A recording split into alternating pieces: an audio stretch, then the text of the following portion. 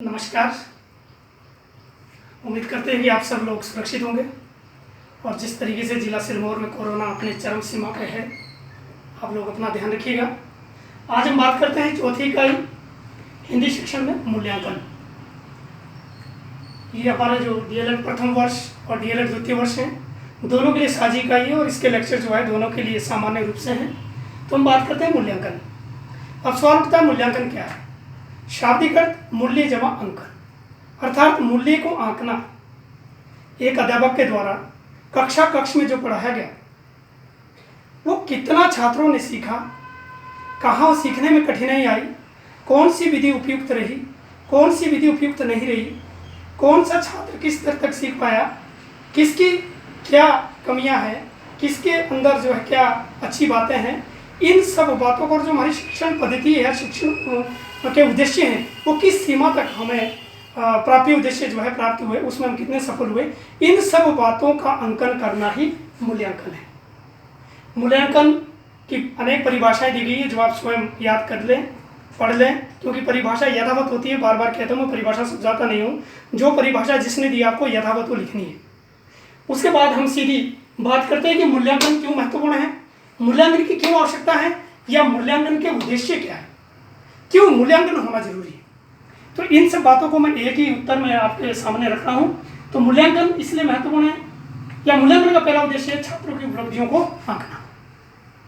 अध्यापक जब कक्ष में गया, वो कुछ प्राप्ति उद्देश्य लेके जाता है, वो कितने छात्र को जो है उपलब्धियां उसकी क्या रही, क्या उसने सीखा, इन सब का पता हमें केवल मूल्यांकन से लगता है। भाषा शिक्षण के उद्देश्यों की प्राप्ति, दूसरा उद्देश्य या महत्व कि अध्यापक का जो उद्देश्य था, प्राप्ति उद्देश्य दो तरह के उद्देश्य होते हैं, सामान्य उद्देश्य और प्राप्ति उद्देश्य। प्राप्ति उद्देश्य जो उसका था कि कक्ष में 35 मिनट के अपने पठन पाठन के कार्यक्रम में छात्रों को क्या सिखाना चाहता है, कौन सी ऐसे व्यवहार में परिवर्तन उनके लाना चाहता है, तो वह है भाषा शिक्षण के उद्देश्य। तो ये कितने प्राप्त हुए या नहीं हुए, इन सब का पता लगता है मूल्यांकन से। तीसरा, विद्यार्थियों की कमजोरी का ज्ञान, कि छात्र कहाँ कमजोर है, कौन सा ऐसा पक्ष है जहाँ उसको जरूरत है, ये पता भी हमें लगता है मूल्यांकन से। छात्रों की प्रगति की जानकारी, हमारे छात्र कितने आगे बढ़ रहे हैं, शिक्षण में उनके व्यवहार में कितना परिवर्तन आ रहा है, तो इसका पता भी मूल्यांकन से लगता है। शैक्षणिक विधियों की सफलता का मूल्यांकन, जौन सी विधि अध्यापक अपना रहा है, जिस तरह की सहायक सामग्री का प्रयोग कर रहा है, उनमें से कौन सी विधि उपयुक्त रही है, कौन सी विधि कारगर रही है, कौन सी विधि में कमी रही है, ये पता भी केवल मूल्यांकन से चलता है। छात्रों का रिकॉर्ड रखने में सहायक, अध्यापक को जो है हर छात्र की प्रगति का, उसकी कमजोरियों का, उसकी अच्छाइयों का रिकॉर्ड रखना होता है, तो ये रिकॉर्ड केवल मूल्यांकन के द्वारा संभव है। अगली कक्षा में पदोन्नति, जब छात्र को अगली कक्षा में भेजना है तो बिना मूल्यांकन के संभव नहीं है, इसलिए मूल्यांकन किया जाता है और उसको फिर उसके बाद पदोन्नति दी जाती है। छात्रों का वर्गीकरण, अध्यापक के लिए जरूरी हो जाता है कि अपने छात्रों का वर्गीकरण करें। वर्गीकरण का मतलब है कि मेरा कौन सा छात्र सामान्य है, कौन सा छात्र पिछड़ रहा है और कौन सा छात्र बहुत आगे है। तो उन छात्रों का वर्गीकरण का मतलब ये नहीं कि उनको अलग अलग करना, लेकिन अध्यापक को पता होना चाहिए ताकि जो छात्र उसका कमजोर है उस छात्र पर ज़्यादा फोकस करे, जो छात्र बहुत अच्छा चल रहा है उसको अतिरिक्त कार्य दें, ताकि कक्षा में उसकी प्रतिभा का पूरी तरह से जो है प्रयोग हो सके। उसके पश्चात पाठ्यक्रम में सुधार, ये मूल्यांकन से पता लगता है कि पाठ्यक्रम का कौन सा पाठ, कौन सा विषय वस्तु ऐसी है जिसमें सुधार की गुंजाइश है।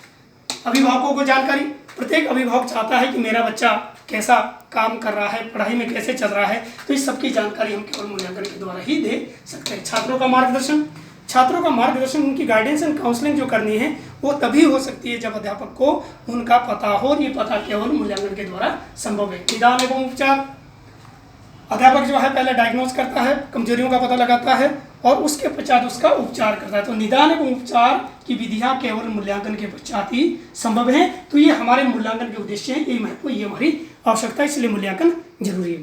अब हम बात करते हैं मूल्यांकन की विधियां या प्रविधियां। डीएलएड प्रथम वर्ष में आएगा छात्र निष्पादन मूल्यांकन की प्रणालियाँ। छात्र निष्पादन मूल्यांकन अर्थात जिन विधियों से छात्रों का मूल्यांकन किया जाए वो कौन कौन सी है। तो इन विधियों को हम दो भागों में बांट देते हैं, आप ध्यान से इनको समझिएगा।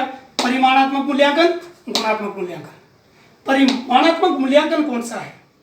जिसमें हम उनके अंकों का मूल्यांकन करते हैं, यानी कि ये उनका अंकिक मूल्यांकन है। इस और गुणात्मक मूल्यांकन है जिसमें उनके गुणों का मूल्यांकन करते हैं।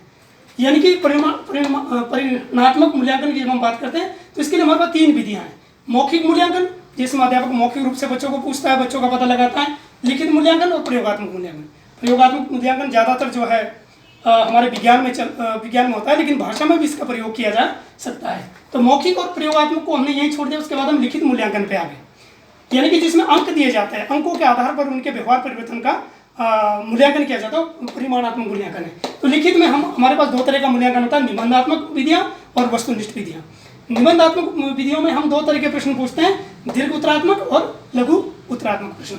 3 भी कई बार बता देते हैं, दीर्घ उत्तरात्मक, लघु उत्तरात्मक, अति लघु उत्तरात्मक, लेकिन वस्तुतः 2 तरह का मूल्यांकन की विधियां इसमें अपनाई जाती है। वस्तुनिष्ठ मूल्यांकन जो आजकल बहुत ज़्यादा जिसको जो रिलायबल, विश्वसनीय माना जाता है, वस्तुनिष्ठ मूल्यांकन, इसमें बहुत सारे ऑप्शन होते हैं, बहुविकल्पी, जिसमें बहुत सारे विकल्प दिए जाते हैं। बताइए हिमाचल की राजधानी कौन सी है? शिमला, सोलन, नाहन, मंडी। तो बहुत सारे विकल्प, उसमें से एक विकल्प चुनना है। रिक्त स्थान की पूर्ति करिए। तो यहाँ ये सारे वस्तुनिष्ठ है। मिलाया जाता है, एक तरफ जो है देश है, एक तरफ उनकी राजधानियाँ हैं, उनको मिलाना है। सत्य असत्य, कौन सा कथन सत्य है, कौन सा असत्य। युगलीकरण, प्रत्यासमरण, इस प्रत्यासमरण में देश की राजधानी का क्या नाम है? सीधा सवाल। तो ये बच्चों की याददाश्त पर आधारित, तो ये वस्तुनिष्ठ मूल्यांकन की विधियां है। अब उसके बाद आता है हमारे पास गुणात्मक मूल्यांकन। गुणात्मक मूल्यांकन की जब हम बात करते हैं, इसमें बच्चों के गुणों का, उनके अंदर जो व्यवहार में परिवर्तन आया, उनका मूल्यांकन किया जाता है। इसको अंकों में नहीं मापा जाता है, जिसमें संचयी अभिलेख, जिसको अंग्रेजी में क्यूमुलेटिव रिकॉर्ड्स कहते हैं। बच्चे का रिकॉर्ड जो है पहली कक्षा में जब वो दाखिल होता है, तब से लेकर पूरी एक फाइल बनती है, जिसमें उसका पूरा, उसने कब किस कक्षा में क्या किया, कब उसने शरारत करी, कब उसने अच्छा काम किया, खेल में वो कैसा है, हर चीज़ का रिकॉर्ड होता है। इसके आधार पर बच्चे का गुणात्मक मूल्यांकन किया जाता है। निरीक्षण, जिसको कहते हैं हम ऑब्जर्वेशन विधि, इसके द्वारा अध्यापक निरीक्षण, बहुत लंबी विधि है, 2 तरीके से ये control situation and uncontrol situation में, दोनों सिचुएशंस में निरीक्षण, दोनों परिस्थितियों में अध्यापक निरीक्षण करता है, उसके आधार पर उनका मूल्यांकन करता है। जांच सूची में एक सूची बनाई जाती है, जिसमें बच्चों टिक किया जाता है बच्चों के गुणों के आधार पर, जिससे उनका गुणात्मक मूल्यांकन होता है। रेटिंग स्केल, जिसे मापनी विधि भी कहते हैं, ये 5 पॉइंट रेटिंग स्केल होती है, 10 पॉइंट रेटिंग स्केल भी होती है। मतलब इस तरह से ये पूरी अलग अलग, मैं संक्षेप में आपको बता रहा हूँ, जिसके आधार पर बच्चों का मूल्यांकन किया जाता है। इसमें पॉइंट होते हैं कि बच्चा कैसा है, अच्छा, बहुत अच्छा, उत्कृष्ट, कम, बिल्कुल ही कम, मतलब किस विषय में, उसके आधार पर जो है पूरा उसका मूल्यांकन किया जाता है। और इस तरह से साक्षात्कार विधि में अध्यापक जो है बच्चों का साक्षात्कार लेता है और वो उनको पूछ करके उसके गुणों का मूल्यांकन करता है। तो इस तरह से ये हमने आज बात की, मूल्यांकन किसे कहते हैं, मूल्यांकन का क्या महत्व, उद्देश्य, आवश्यकता है, और मूल्यांकन की विधियाँ कौन सी है, छात्र निष्पादन मूल्यांकन की। तो ये हमारा था मूल्यांकन, और आप जो इसको ध्यान से समझिएगा और अपने नोट्स बनाइएगा। धन्यवाद, जय हिंद।